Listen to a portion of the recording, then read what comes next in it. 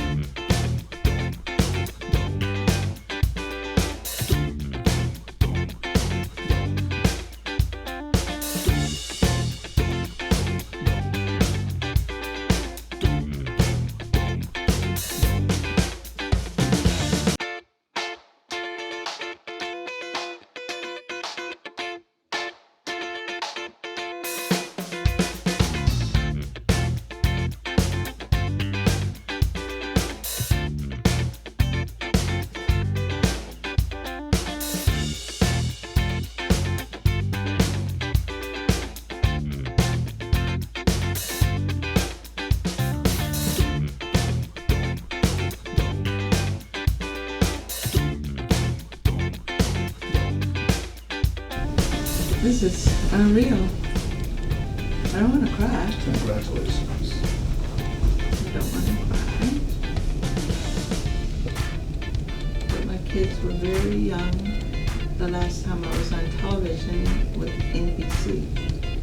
And it happened so fast. It was supposed to be a monthly show, and the first show went weekly, instantly, with makeup artists, nail technicians, hairstylists, and all these things for a 30-minute show. And then that show led into nightly news, which put more pressure on me on a Saturday. So here we are. I don't want to date myself. A lot of years later, on this show is going to premiere on a Saturday at 9 o'clock, and the last time I was on the air, the show aired at 6.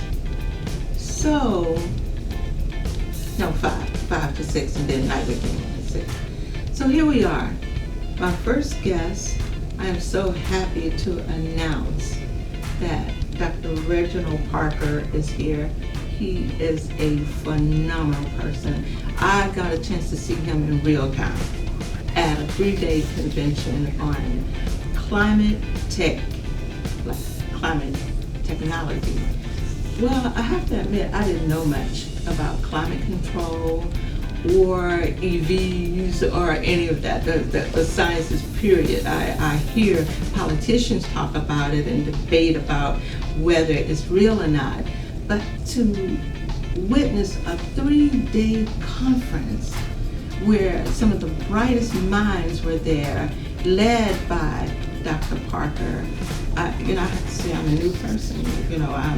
I'm aware of what's going on, and it was just so befitting to me to have the first Cathy Durant Show to feature and focus on the state of climate technology in reference to underserved communities.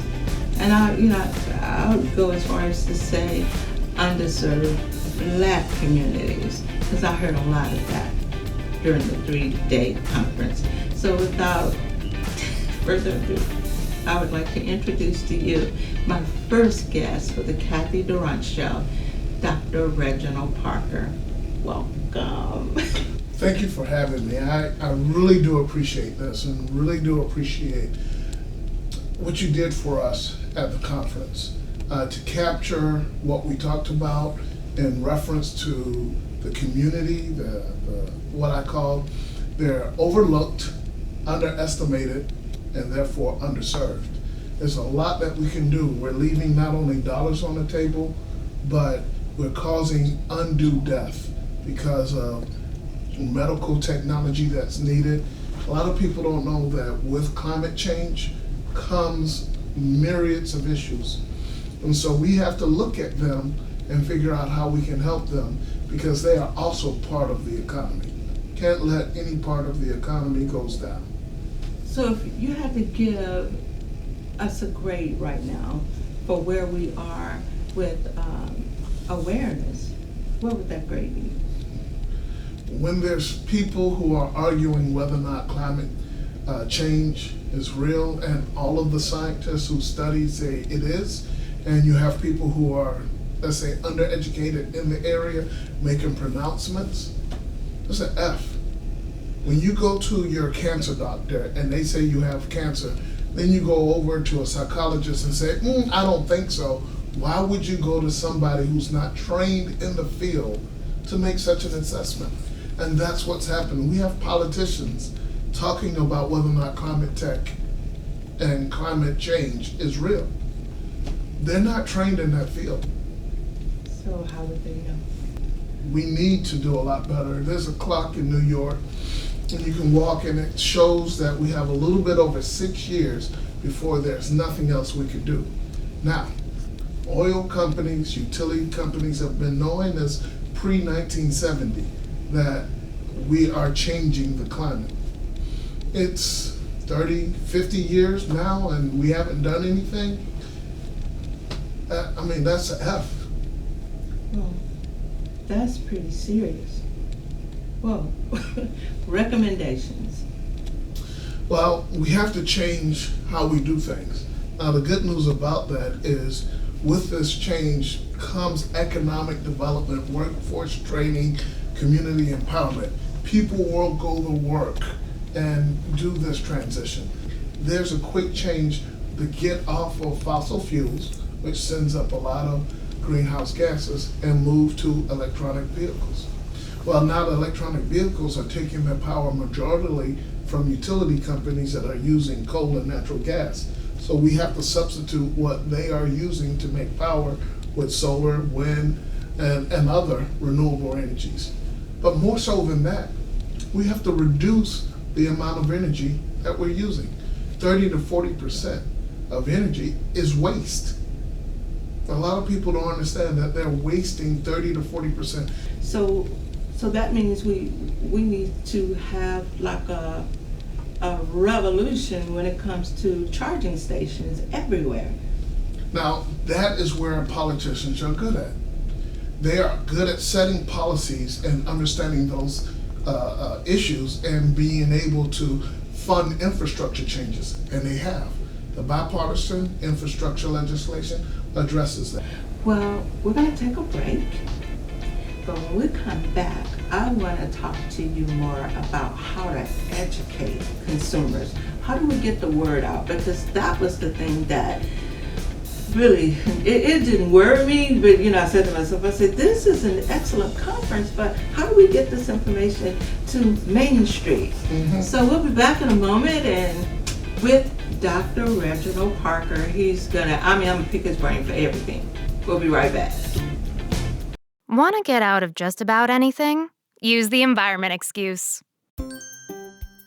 Dear housemates, due to the environmental impact of food waste, I'm eating all your leftovers. You're welcome. Is that my shirt and pants and shoes? I'm literally saving the environment. Ooh, what's this about? I'm just doing my part for the environment. What did the sushi say to the bee? Wasabi! Gotta love an open mic carpool. Less cars, more jokes! Is that Mima's punch bowl? We use way too much plastic. Think of the planet. Who is the best princess? The environment is the best excuse. Find an out and opt in to save the earth. Just scan this code. Having low income can mean making tough choices. Choosing between paying for food or medication or a place to live is a reality for many people. Do you know someone who could use some extra help? Find out about the Supplemental Security Income Program, SSI. You could receive monthly SSI payments if your income and financial resources are low and you are 65 or older, or an adult or child with a disability or who is blind. SSI is money you can use to help pay for basic needs, like putting food on the table, keeping the lights on, paying the rent. It can mean new shoes for growing feet or help with medical needs. Call 1-800-772-1213 or visit ssa.gov/SSI to schedule an appointment or start to apply today. That's ssa.gov/SSI. Produced at U.S. taxpayer expense. We're talking about climate technology, also known as climate tech. My guest today is Dr. Reginald Parker, and in segment 1, we talked about the state of climate control, where we are. Now, Dr. Parker is going to share some information that will help consumers. We're trying to get information, education, awareness to consumers so that they can take advantage of the many programs like IHeart that's out there to help ease the economy. So here we are. Can you take it from here? Have you ever had your mom, your father, your grandparents, your auntie, anybody say, close the door, we're not trying to heat up or cool off the outside? Or turn off that light, you're not paying for it, I am. This is energy efficiency. This is simple things that we can do. Turn off that light. So is this new? No, it's not because new. we heard these things. This is what we knew and we forgot that we are bringing it back. And what's interesting is solar as a technology has been around before 1850. Yeah, electric cars came out before gas guzzlers. I didn't know that. Gas guzzlers were just better at marketing. And so solar has been around for a long time. But you know, what most people don't understand is that it is actually cheaper.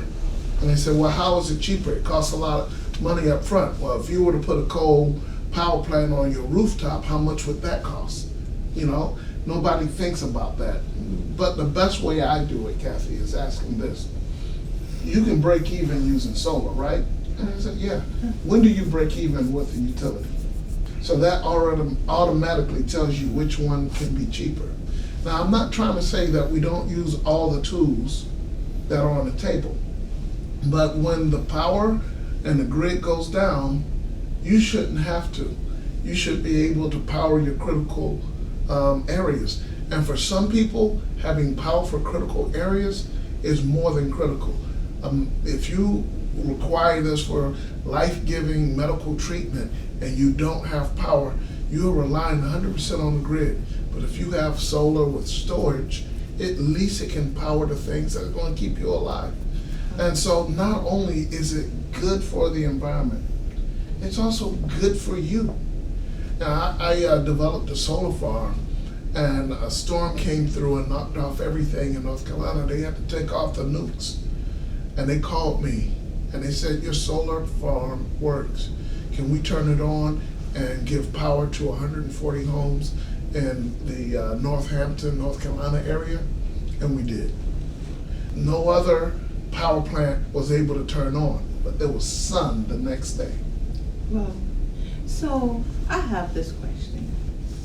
When we changed from typewriters to computers, society came kicking and screaming. Some people never crossed over. So how easy is it going to be to cross over from gasoline to electric? I mean, you got people right now who are angry at computers. They don't want to use them. We never totally transitioned, so now we're going into another transition. But I guess we never heard that typewriters and computers between the two, that we were in a life-threatening situation. With climate change, right, we're in a life-threatening situation, is what you're saying. Some people are motivated by that type of truth. Okay. There's another type of truth. The average person pays between $300 to $600 a month in gas just to get around. Imagine if that number is cut by 90%. And you're now paying not $300 to $600, but $30 to $60 more in electricity bill. Well, suppose that happened and then the cost of cars go up. How do you balance that? Well, these cars, yes, they're going to be more expensive, but they're going to last 15, 20 years. You're not going to have to change the oil. You're not going to have to change the transmission. All you have to do is put new tires on them, things, and it downloads software to keep it even more efficient. So your cost of maintenance goes as, either little to nothing, number one. Number two, the cost to keep it fuel goes down to little or nothing. And three, the average cost of the vehicle extends because there's so many moving parts. And the internal combustion engine cars, it always has a breakdown cycle, and it lasts for 6 to 10 years, not 15 to 20. So do we have the data now that supports how well these cars are going to hold up? Yes, we've had electric cars on the market before 2000, right? And then, you have a lot from Tesla. So there's a lot of data already on the market on how electric vehicles can stand up. Moreover, these electric vehicles are using lithium-ion batteries, the same type of batteries we use in our watches, our computers, our cell phones. We know how they hold up over time. So there's a lot of rich data out there as to how these cars will behave and the reliability. That's the reason Ford and Cadillac said EV, full speed, 2025. So they're on board? Yes. Whoa. So who do you think will be the leader as far as a brand, do you even want to say? Who would be the leader in EV, electric vehicles? That's hard to say. I mean, you look at cell phones, who's the leader? Some people like Samsung over the Google, over the Apple, right? And it's just that, I think they stopped rating. The Ford 150, for people who like cars, an exceptional vehicle. Kia has a nice 7-passenger van. To me, it doesn't have a lot of trunk space, but the number of different type of brands out there is tremendous. Let's go back. I don't think there will be a winner. Right. I think there will be just something that everybody can choose what goes for them. They'll have variety. Let's go back to Main Street and climate control. What can we do? What can we do to get the word out other than talk shows like the Cathy Durant Show? What you can do is you look at the regular incandescent light bulb. If you were to screw it in and let it turn on, it gets hot. That heat is not really lighting up anything. You screw in an LED, it gets bright, it doesn't get hot. And the difference between an incandescent and an LED in price, they're about the same price, but one of them is 10 to 15 watts, the other one is 100 to 150 watts. The difference between the two is that now you can reduce your light bill by 90% by going LED. Boom, simple. Weatherization, close the doors tight. Wherever there are leaks, do that. Energy management technology. First, you have to monitor how you're using the energy, but if you have things that will turn things off for you, turn things down for you when you need to, then that actually helps you. This is before you put solar on your house. You get rid of all of the energy waste, and then you use the right energy, and then you right size your energy. Okay, on that note, we're going to go to a break, but when we come back, I want to talk about network for success. Mm-hmm. Why don't you tell us all about that? I was there, but the audience will want to know some of the highlights of it. So we'll be back in a moment with Dr. Reginald Parker. Stay with us. I guess I should get up and shower. Or I can save water and carbon. Is that my shirt? And pants? And shoes? I mean, I'm literally saving the environment. What did the sushi say to the bee? Wasabi! Gotta love an open mic carpool. Less cars, more jokes! The environment is the best excuse. Find an out and opt in at theenvironmentexcuse.org. The challenges our planet's animals are facing sometimes feel a bit heavy. The animals haven't eaten in a day, 2 days, they haven't drank anything, they're cold, they're dehydrated. As soon as we started our descent, everywhere I could see was mud, just absolutely mud. The country has been in prolonged drought for so long, it was like a tinderbox waiting to go up. Okay, very heavy. Each of us wants to be part of the solution, and we can be. Remember that there's good happening right now. At home. All right, we were able to get into your unit, and we have all 4 of your cats. So, okay. And around the world. For any animal in any disaster. So let's focus on that, right? Be part of the solution, one rescue at a time. Search ifa.org/disaster ready. We're back with Dr. Reginald Parker, and he just kind of promised off camera during the break to tell us all about the highlights of Network for Success. I got a chance to be there. It was an amazing 3-day conference in Atlanta. He's going to tell us where it was held and some of the keynote speakers and some of the panels, all this great stuff that happened during the 3-day conference. So, without further ado, you're on. So, I got to give you the backstory. Okay. Green Power Ventures recently won. It was a 2-step process. So we won the first step and the second step. And the energy, it's called EPIC 2, Energy Programs for Innovation Clusters. It's a DOE-sponsored event where we are able to offer accelerators and incubators. You mean Department of Energy. Okay. Where we're able to offer accelerators and incubators, especially for companies that are doing energy within a certain region. And so we're looking to do it specifically for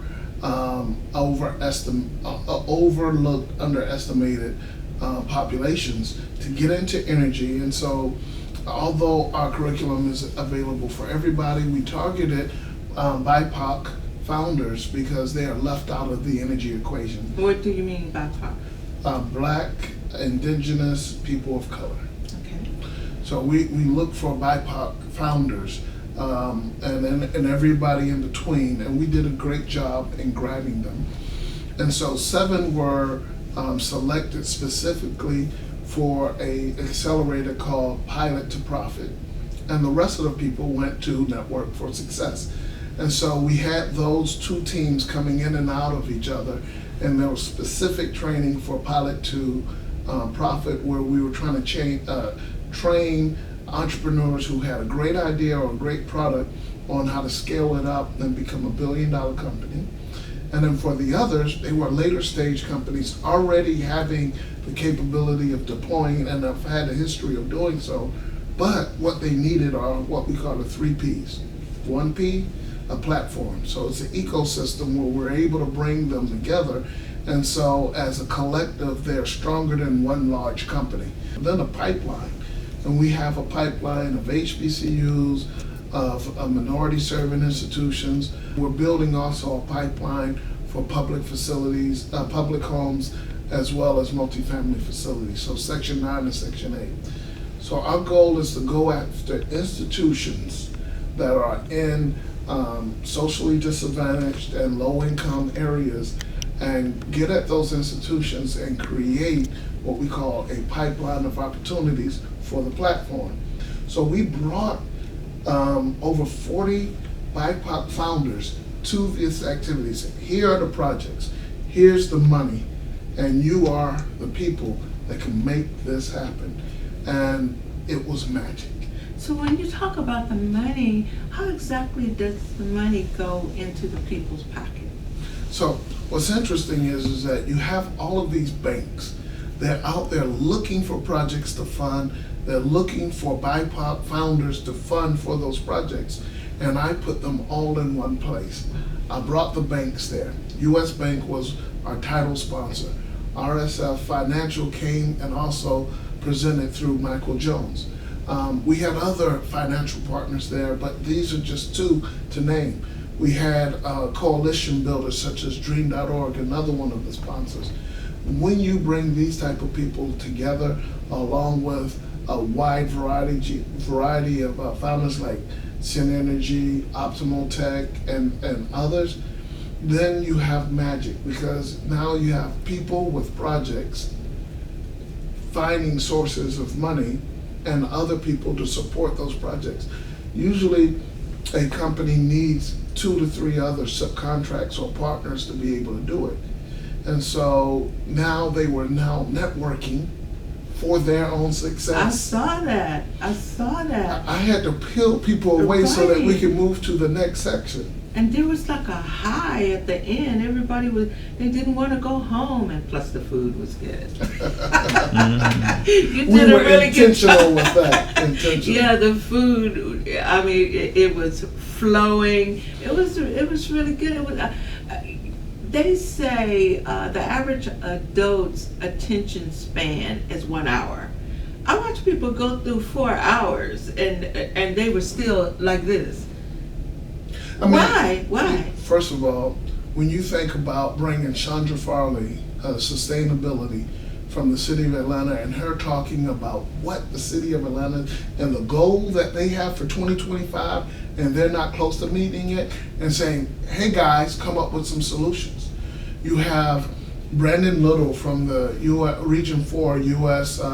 Housing and Urban Development saying, hey, these are things that HUD are looking for in Section 9, Section 8, Section 3. And we didn't understand all of that at first, but bright minds all of a sudden saw opportunities. And, for 3 to 4 hours afterwards, they were talking to Brandon. When you have Michael Jones from RSF Financial saying, we're going to deploy $15 million for, by the end of this year. And they said, well, we have $20 million of projects. He's happy.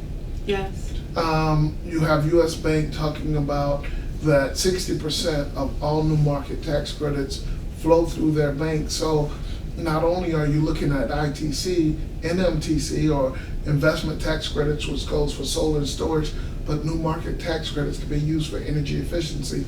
How do you put all of those things together? Right. Dana from Solar Stewards talking about SRECs and how that can be used.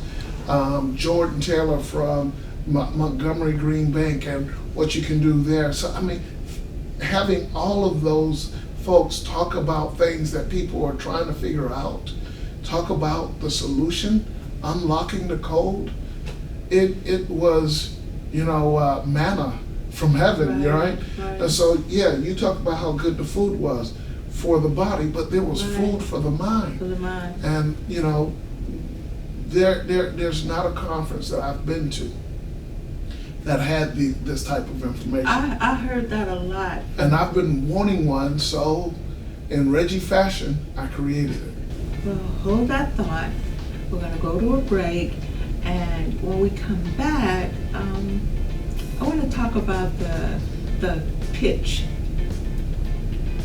There was a pitch contest, and I'm curious to know that did you teach them how to pitch, or they came there prepared to pitch? I can answer on the break. Yes. But we'll be back in a moment. Stay with us. I hope you're enjoying Dr. Reginald Parker and his take on the incredible things that are happening in climate technology. We'll be back in a moment.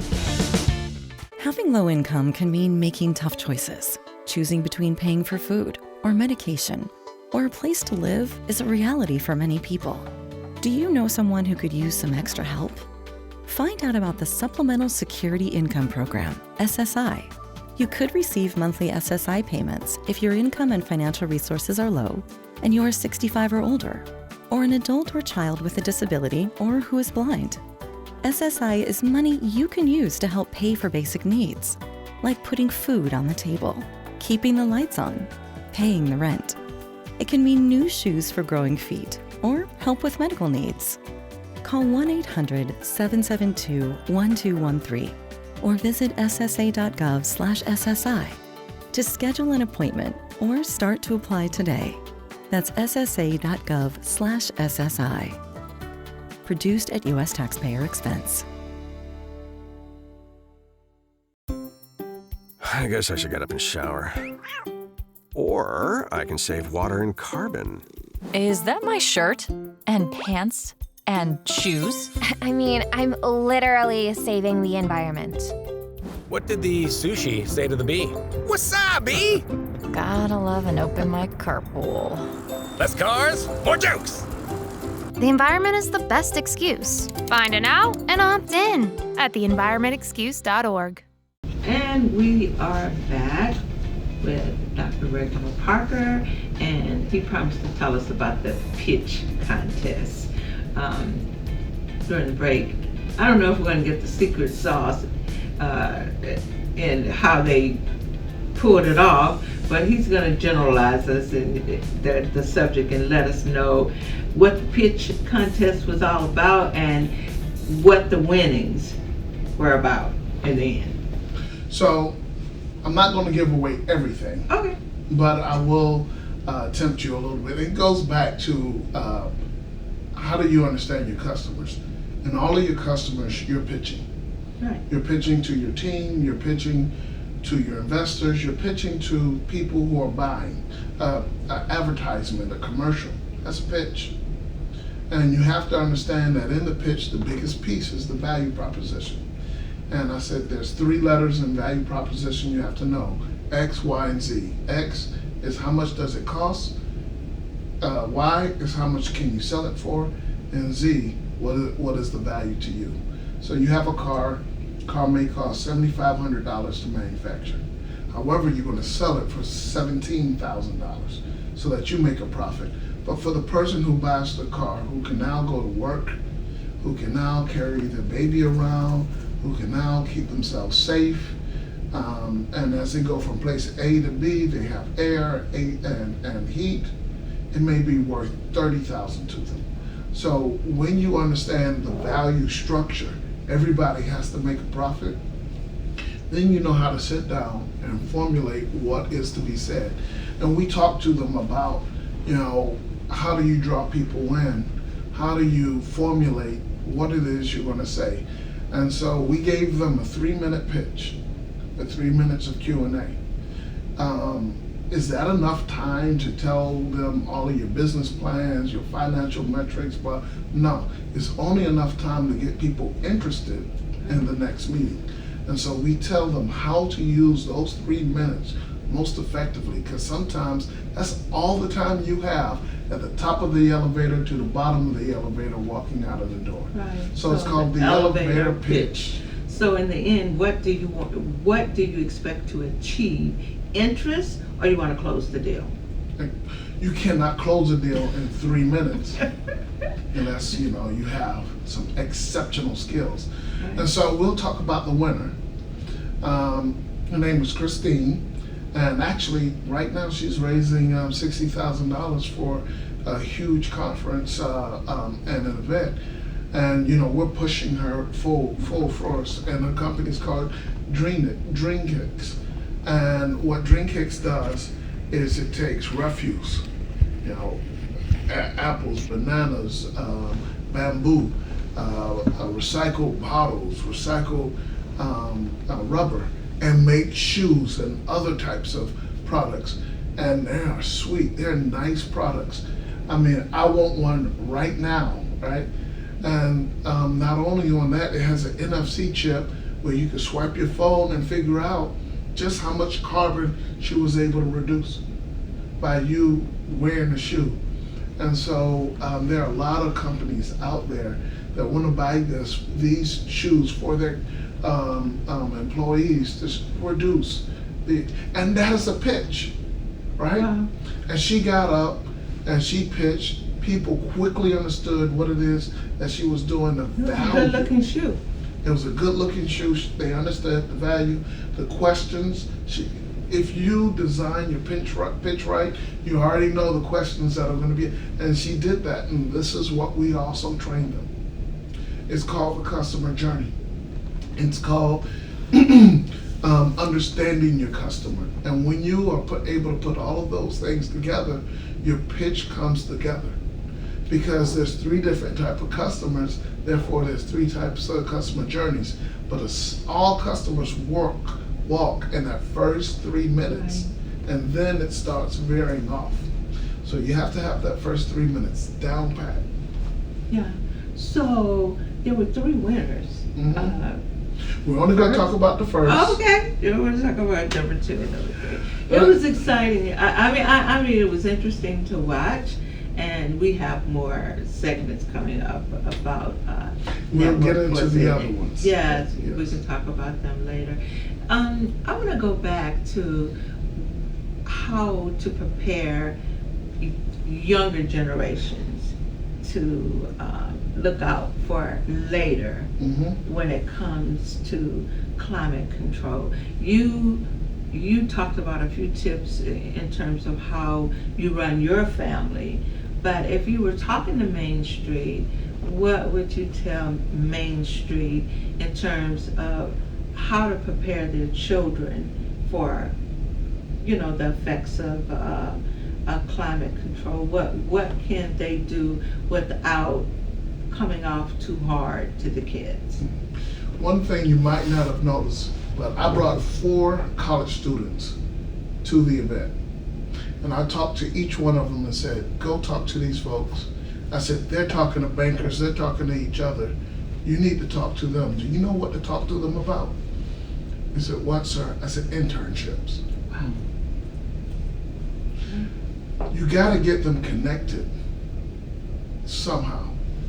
So I talk to my kids always about what is your science fair project going to be this year? And I get them to call some of my friends. I'm an engineer by training, so I have friends who are engineers. I get them to call and talk to others. If you have a scientist, an engineer that you can touch or call, get them talking to them, right? Ask them to do a project.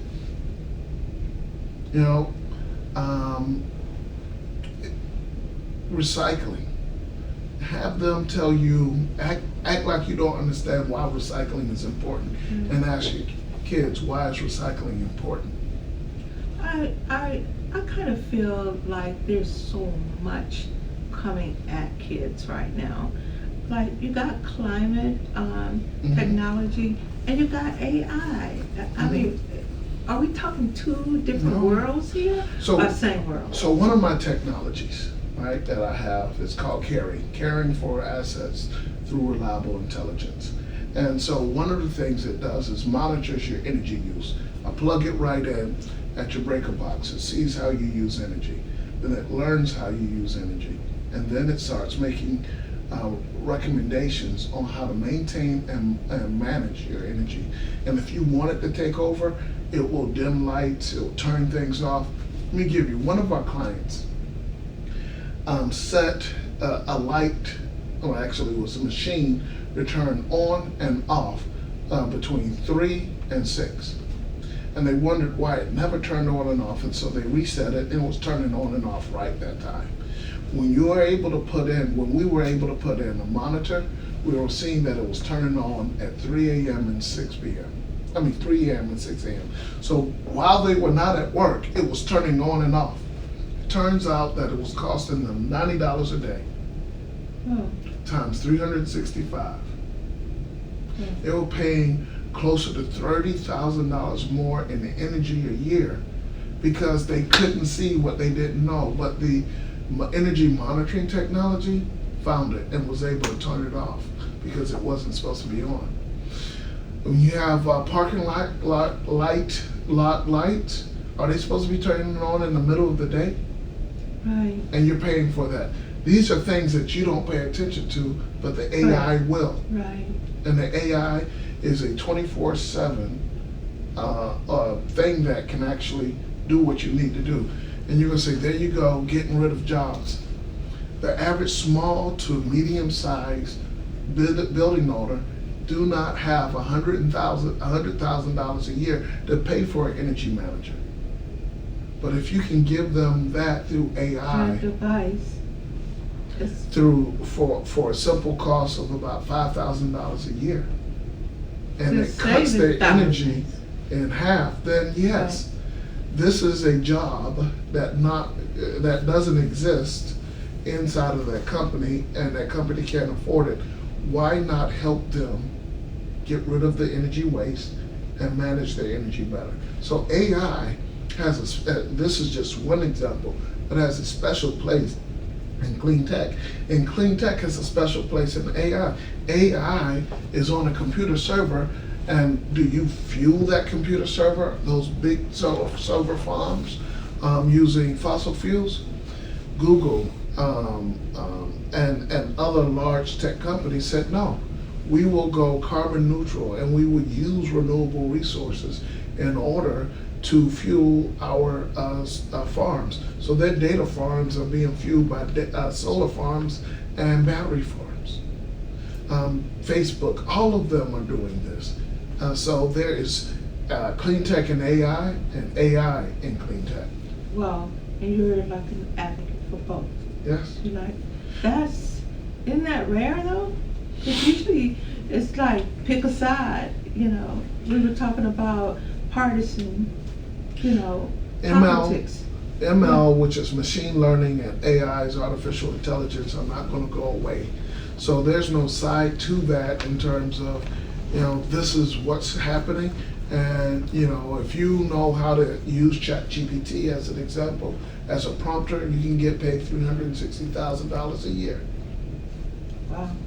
So the thing is that every time there's a new job, there's a new opportunity. And, you know, are you going to be one of the ones that are going to take as much advantage and be as high on the totem pole to make that money? Or are you going to wait so that you can get in at the bottom floor? So right now, with so much happening in technology, and America thrives off of small businesses, what advice do you have for a small business right now that's working in solar energy, green technology? What advice? You got to make sure that you're in the right trade groups so that you can get the right opportunities.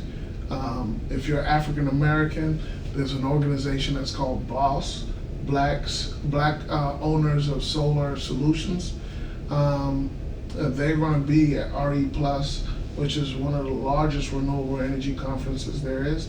They're going to be there this upcoming week. I'm flying out tomorrow morning. And, you just got to do these things. You got to be in the know. You got to join the right organizations, get the flow of deals.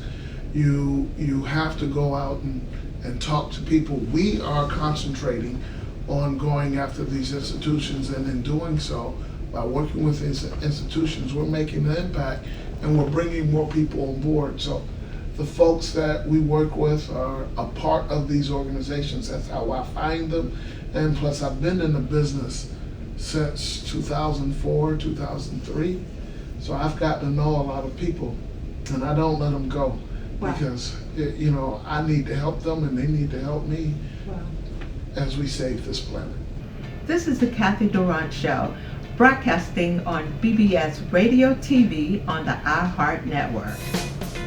Every family has their challenges, their issues, their baggage. You can't always see it. I haven't slept in months. I have one that won't sleep and one that won't stay in bed. We sometimes try to hide it. My son is so disrespectful. I can't relate to him anymore. And eventually, it gets out of control. We know she's vaping, drinking, her grades are slipping. She stays out all night. But we don't have to face these challenges alone. Visit boystown.org/parenting for valuable guides, downloadable parenting tools, and expert advice. If you need immediate help, call the trained counselors at the Boys Town National Hotline. Whether the baggage is big or small, Boys Town can help lighten the load so you can get back to the things that matter. For any age, any stage, Boys Town. Having low income can mean making tough choices. Choosing between paying for food or medication or a place to live is a reality for many people. Do you know someone who could use some extra help? Find out about the Supplemental Security Income Program, SSI. You could receive monthly SSI payments if your income and financial resources are low and you are 65 or older, or an adult or child with a disability or who is blind. SSI is money you can use to help pay for basic needs, like putting food on the table, keeping the lights on, paying the rent. It can mean new shoes for growing feet or help with medical needs. Call 1-800-772-1213 or visit ssa.gov/SSI to schedule an appointment or start to apply today. That's ssa.gov/SSI. Produced at U.S. taxpayer expense. The Cathy Durant Show continues now with Dr. Reginald Parker, who's been enlightening us on climate technology, and in the last segment we talked a little bit about AI and how the two, I wouldn't say they match, I won't dare say a word, it'll take him, he's the expert. But I think we got a good understanding of AI, and AI is not like everybody's friend right now when it comes to the writer's strike, and people feel like using AI is like putting people out of work. So is that kind of the same scenario when people thought that computers were going to put people out of work because if you didn't have somebody typing 105 words a minute? Is that the same thing? I would say this is dramatically different. Okay. If we went from an agricultural society to a manufacturing society, from a manufacturing society to an industrial to a technology, this next step into information, it's totally different, and we're not going to be able to stop it.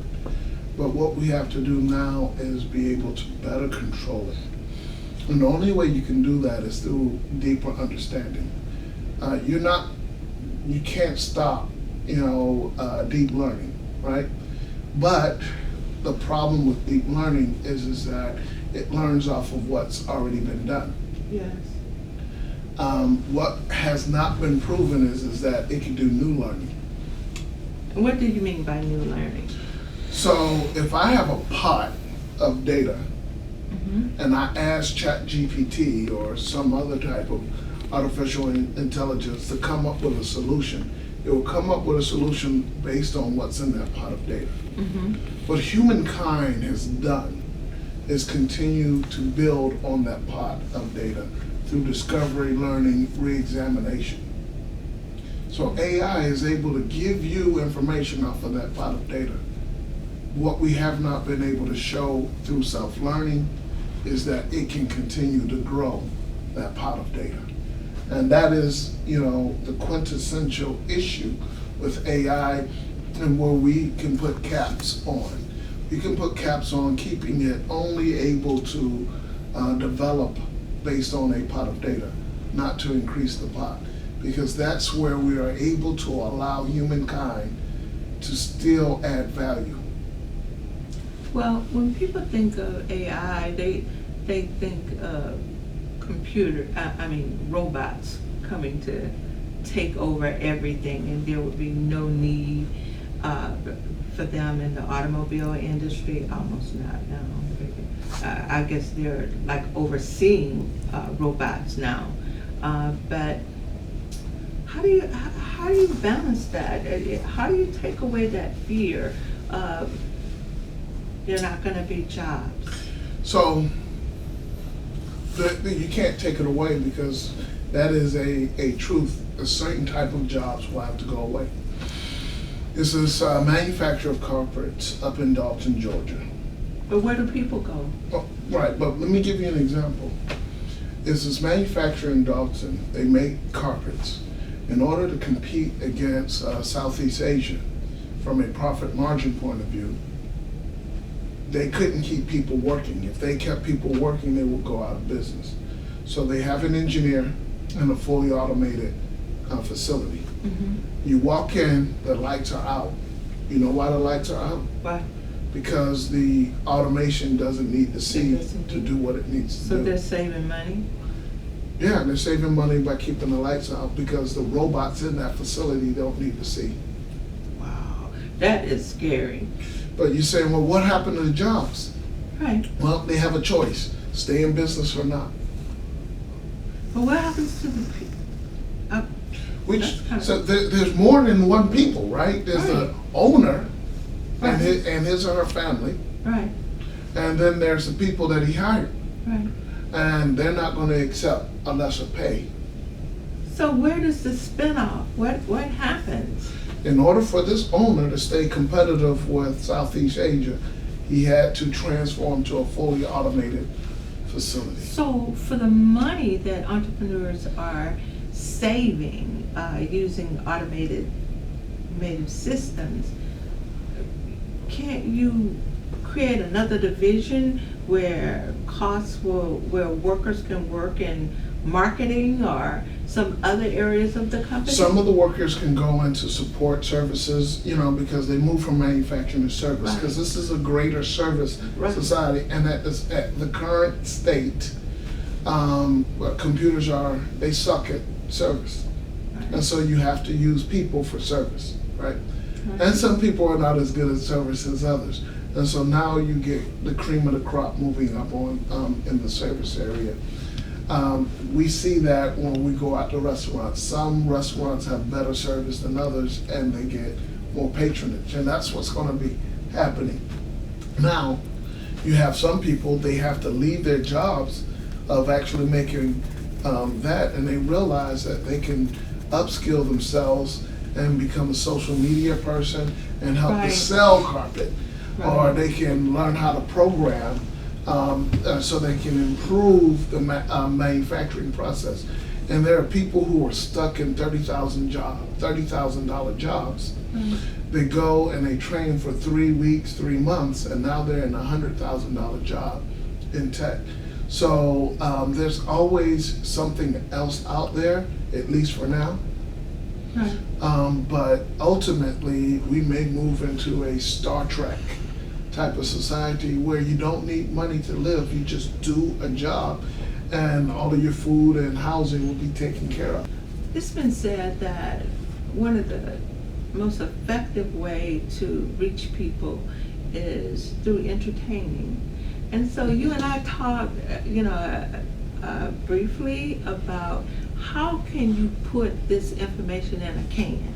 I suggested more documentaries. I'm from the media, and I know how effective it is to sit down and make a choice between a feature film and a documentary. Believe it or not, people are watching documentaries like crazy, 4 and 5 parts documentaries, 6-part, so that they can understand at their leisure what's going on, because people don't want information forced on them.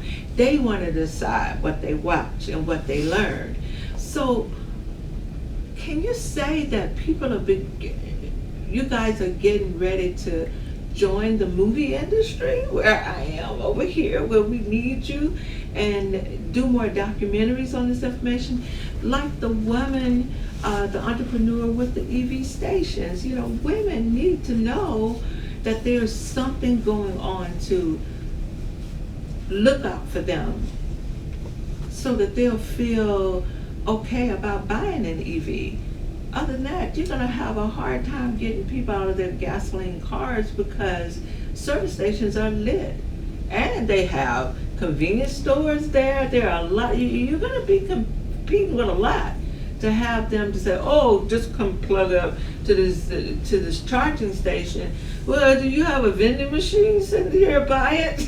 It's got to be a lot more going on than just plugging up, unless you're putting the charging stations with other stores, other retailers. Well, one of the things that Tanya does, and again, she installs them. She can install them in your own home. Okay. And most of these EVs, have on a low end 150 miles, but usually they're 300 miles. Who drives 300 miles a day? But how far are we from her getting those devices into She's homes? doing this now. So is she going through low-income programs like HUD to get these devices in new homes or old homes or apartment complexes?